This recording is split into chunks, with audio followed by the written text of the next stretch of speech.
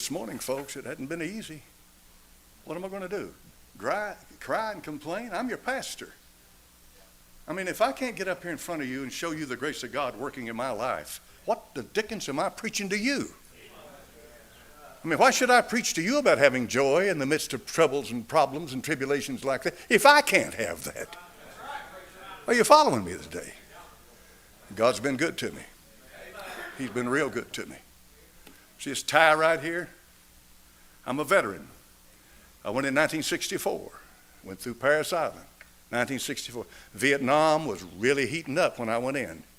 It was heating. Then they were sending troops by the thousands when I went in 1964. Like this brother was talking about a few minutes ago, a lot of those young men went over there, didn't come back. 58,000 names up there in Washington, D.C.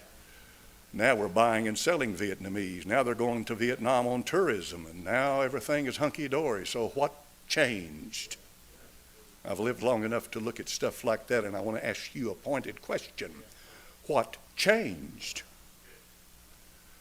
If everything is okay in Vietnam now, and the people are happy in Vietnam now, and we're trading with making money with Vietnam now, and people want to visit Vietnam now, what changed? What'd they die for?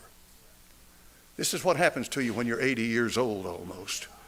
See, I don't need your books. I lived it. I know what it was like in the 60s. And the only reason I didn't go is because I was a mechanic, and I thought I was headed to Vietnam, and I wound up in Okinawa, stayed there for a year. I didn't know where I was going. I was going, I think it was 3rd Marine Division. I didn't know. I thought I'd be in Vietnam. God's been good to me. He's been good to me. Because I had friends that died in Vietnam as teenagers. They never came out of that place. They carried them out in body bags. Think about that. Think about that. Young men, what they die for. If you've lived a while, folks, you ought to have a little wisdom. You should be able to see things a little differently. Don't believe CBS, NBC, and ABC. Don't believe the New York Times. Don't believe the media. My friend, if you've lived it like I've lived it, don't let anybody kid you. What changed? Makes you wonder if Wall Street might have had a hand in all that. You wonder if the dollar bill, the love of money. Who knows?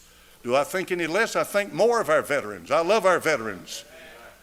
I'm not talking about them. These men have honor, men, women. They went to the field, they died in courage and honor. I have the greatest respect for our veterans. You can't do too much for them.